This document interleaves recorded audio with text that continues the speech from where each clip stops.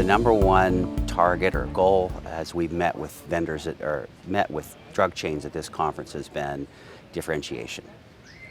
You know, script copays are the same no matter where you go. If you don't need a pharmacy consult, what prohibits you from getting that via mail or eventually home delivered?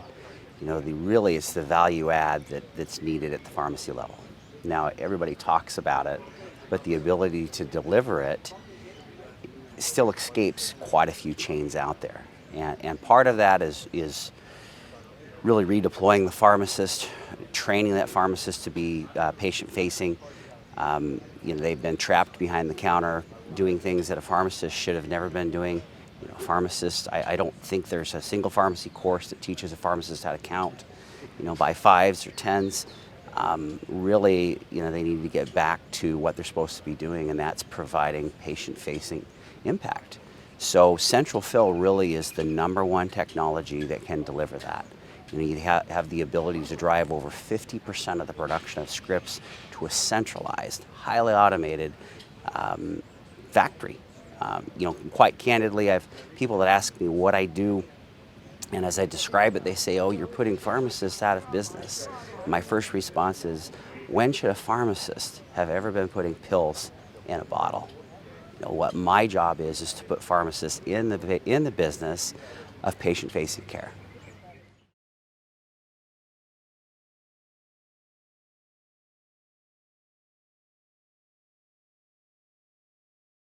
We really break people into two categories, and we meet with hundreds of different potential customers, current customers, future customers, every year. We break it into people that have owned a central fill and people that haven't owned a central fill.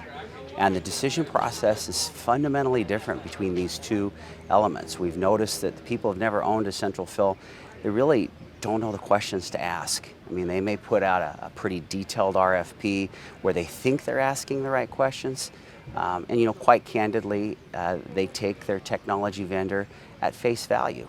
And, I'd love for everybody to just believe what I say, but candidly, the best thing they could do is to talk to a seasoned operator, understand what the questions that they would want to ask 5 years into the project are, so that they're now making decisions based off of a long-term strategic approach.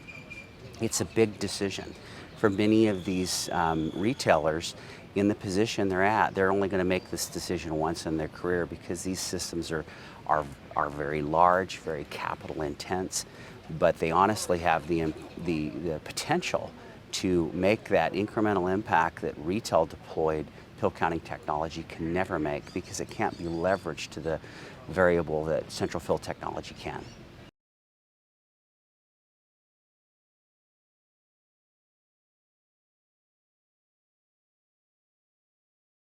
Succeeding in business is about taking the best from every single area out there. And pharmacy now has the chance to take the best from industrial engineering, software engineering, all of these other disciplines that have applied these very high standards of manufacturing and incorporate them now in pharmacy. And that's what we've been able to do with Binghamton University. World-class engineering program, sponsored by the founder of IBM himself, and endowed that program there. We've worked with this university for, I want to say, 15 plus years. And together now we've come up with programs that we think benefit them and benefit us. Now they're opening their first pharmacy school. The coursework in that pharmacy school will be fundamentally different than most of the schools out there today. It will have an emphasis where pharmacists can learn more about being in production. These are things today where they graduate from pharmacy school and then they get to their first job and realize there's so much that they weren't taught in pharmacy school about what they have to do that day. So this partnership allows us to take those best proven and evolving technologies and apply them specifically in the pharmacy world.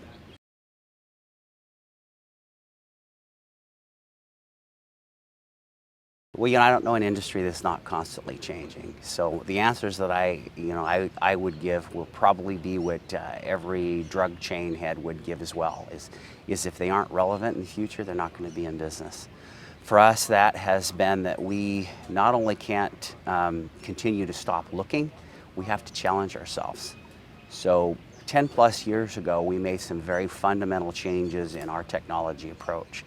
Today, I heard one of our customers describe it best to me last night at dinner. He said, what I try to explain to our board is you're a car manufacturer. Your competition are car dealers. He goes, the difference is the level that you can actually impact. You actually make the product. You can create the product. When we have a challenge, you can actually create a solution that can solve it. You're not just going to incorporate somebody else's off-the-shelf technology. And because of that, you're able to address problems that that your competitors can't address. So for us, it's that constant change, and then to challenge ourselves, to think that what we invented 2 years ago still can be improved year by year, project by project. And we're very excited about the systems that we've built, but I'll tell you some of our biggest and best systems that are 10 years old, today what we build is totally different. And it should be, because technology is changing at a very, very fast pace.